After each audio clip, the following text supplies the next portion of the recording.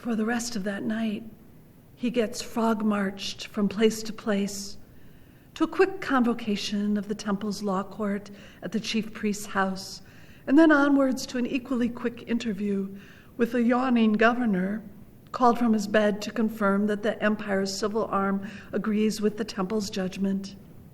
This haste, not indicating that Jesus is a particularly urgent or important case, but precisely that the city's two authorities want to keep it minimized, with this minor northern rabbi who's made a nuisance of himself, briskly disposed of before daylight comes. He isn't especially maltreated. He isn't singled out for particular cruelties. The ordinary bad things that happen to prisoners happen to him, that's all. He gets punched a few times to keep him moving, and worked over a bit to encourage contrition and cooperation before his conversations with power. Maybe he loses some skin, some teeth, has his nose broken, gets a few cracked ribs, but it's routine, it's perfunctory. It isn't the inventive horrors of a torturer really going to town. It's just a consequence of his new position as an object. A still living being which is already pretty much a thing as power acts on it. This body is already beyond human consideration, need not be treated gently or with an eye to its future survival, because it has no future.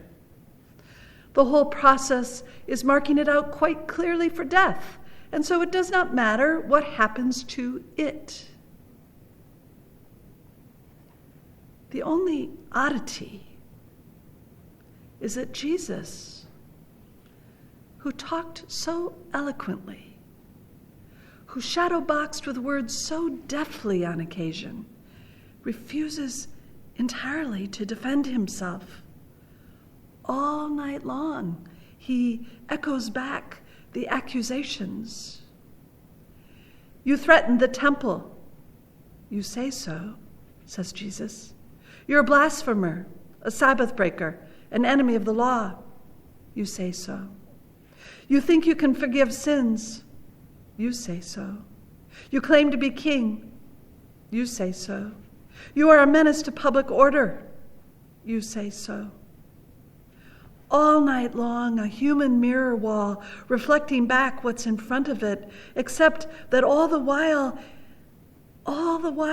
he inclines his bruised head and concentrates on whoever is speaking, as if they were the only person in the world.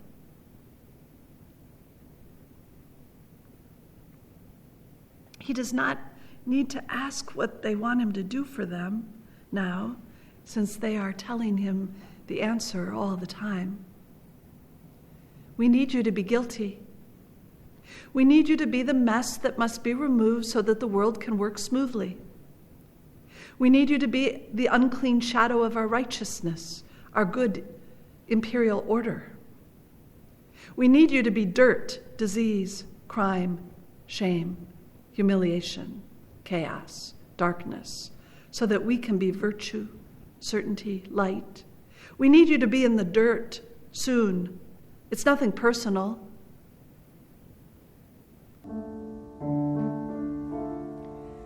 They mocked and scorned my Lord, and he never said a mumbling word.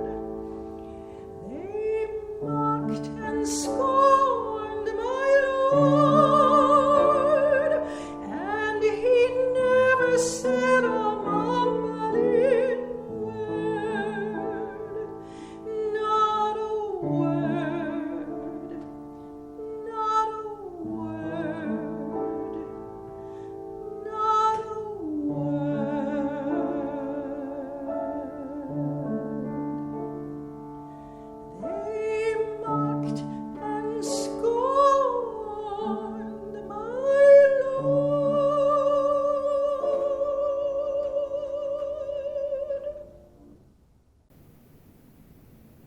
Daylight finds him in a procession again, but this time no one could mistake him for a king.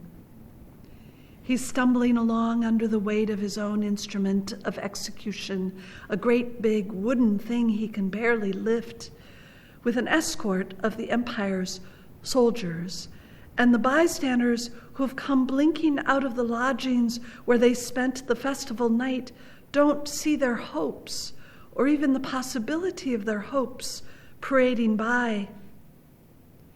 They see their disappointment. They see their frustration. They see everything in themselves that is too weak or too afraid to confront the strapping paratroopers. And much though they hate the soldiers, they hate him more for his pathetic slide into victimhood. Word of his loose living, his impiety, his pleasure in bad company goes round in whispers. And just look at him. There's something disgusting about him, don't you think? Something that makes you squirm inside, something furtive. He's so pale and sickly looking with that dried blood round his mouth. He looks like something from under a rock, as if he doesn't deserve the daylight. He's a blot on the new day. Someone kicks his arse as he goes by, and whoops, down he goes, flat on his nose with the cross pinning him like a struggling insect. And let's face it, it's funny. Jesus is a joke. He's less a Messiah, more a patch of something nasty on the pavement. And as he struggles on, he recognizes every roaring, jeering face. He knows our names. He knows our histories.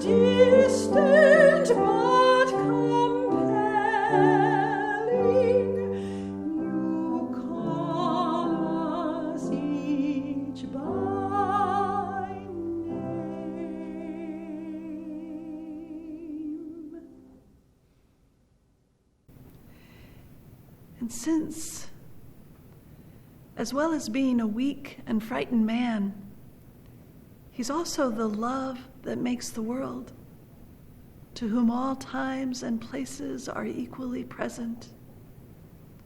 He isn't just feeling the anger and spite and unbearable self-disgust of this one crowd on this one Friday morning in Palestine. He's turning his bruised face toward the whole human crowd, past and present and to come, and accepting everything we have to throw at him, everything we fear we deserve ourselves. The doors of his heart are wedged open wide, and in rushes the whole pestilential flood, the vile and roiling tide of cruelties and failures and secrets. Let me take that from you, he is saying. Give that to me instead. Let me carry it. Let me be to blame instead. I am big enough. I am wide enough. I am not what you were told. I am not your king or your judge. I am the Father who longs for every last one of his children. I am the friend who will never leave you. I am the light behind the darkness. I am the shining your shame cannot extinguish. I am the ghost of love in the torture chamber. I am change and hope. I am the refining fire. I am the door where you thought there was only wall. I am what comes after deserving. I am the earth that drinks up the blood stain. I am gift without cost. I am before the foundations of the world. I am.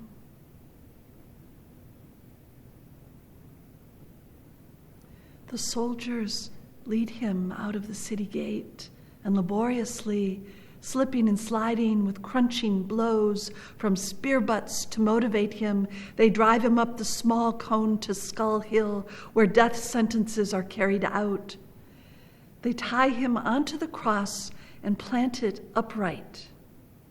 It's the empire's punishment for rebellious slaves, slow and nasty by design, devised to be a spectacle of days-long struggle and gasping to passers-by.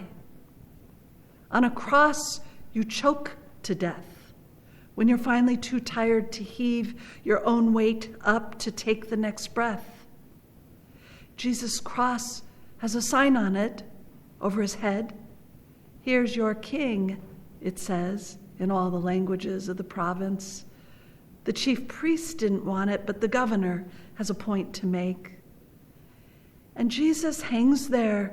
He twists against the ropes to snatch the precious air, which whistles in his flattened nose.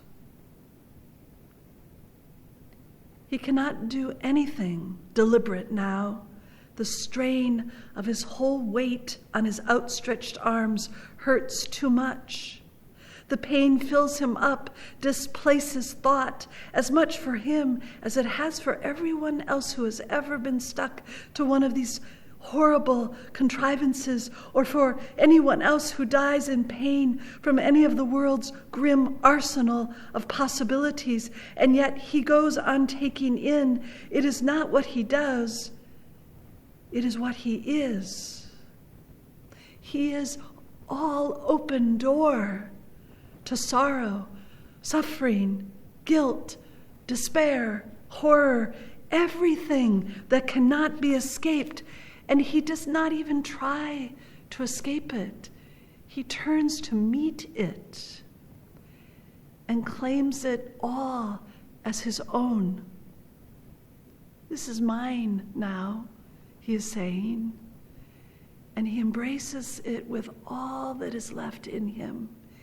Each dark act, each dripping memory, as if it were something precious, as if it were itself the loved child tottering homeward on the road. But there is so much of it, so many injured children, so many locked rooms, so much lonely anger, so many bombs in public places, so much vicious zeal, so many jokes that go too far, so much ruining greed, so much sick ingenuity, so much burned skin. The world he claims him. It burns and stings, it splinters and gouges, it locks him round and drags him down.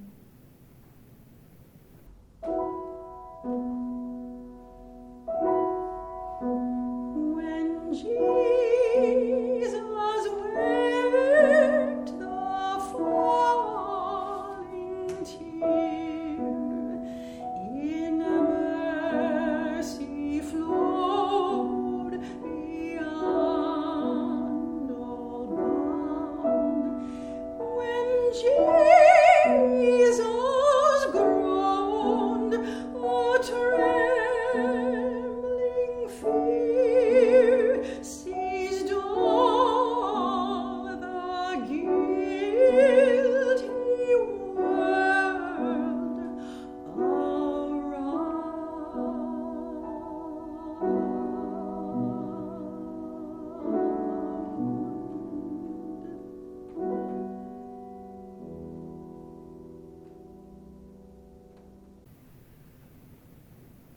Because this is not a rich man's offer of something he can easily spare. This is not some supernatural personage being temporarily inconvenienced. This is love going where we all go, all of us, when we end. Jesus is long past trying to show what lies beyond the limits of the world. He is traveling into limit himself now, deeper and deeper, and the limits are tightening in on him, tightening down to a rib cage that won't fill, tightening on him as consequences tighten on anyone. He's gone to the place our sorrows lead to at their worst. Guilt's dead end, panic's no exit loop, despair's junkyard where everything is busted. There's nothing to keep him company but the light he's always felt shining beneath things. But the light is going. He's so deep down now in the geology of woe, so buried beneath the mountain's weight of it, that the pressure is squeezing out his feeling for the light. There's nothing left of it for him but a speck, a pinpoint. The world grinds in on itself, a dot dimming as the strata of the dark are piled heavier and heavier on it. And then it goes out. Of course it does. Love can't repair death. Death is stronger than love. We all know that. But Jesus didn't until now. This is the first time in his entire life he's ever felt alone. Now there is no love song. There is no kind father. There is just a man on a cross dying in pain. A foolish man who chose to give up life and breath to be a carcass on a pole. The yellow walls of the city blur with Jesus' tears, and he opens his mouth and howls the news, new only to him, that we are abandoned in a dark place where help never comes.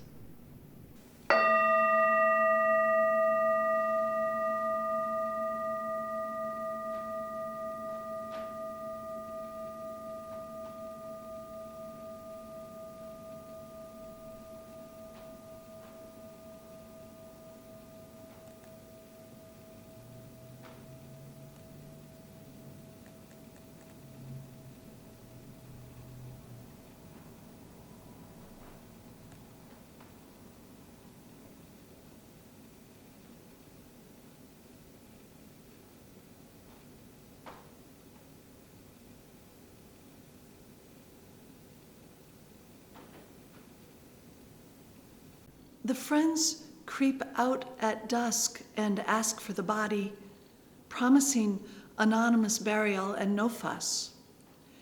They're allowed to carry it away, wrapped in a tube of linen that slowly stains from inside. Skull Hill sees lots of such corteges. There's only time to stick what's left of Jesus hastily in a rock tomb by the highway. Washing the corpse properly and laying it out will have to wait. The Holy Saturday is coming, and no one wants any confrontation.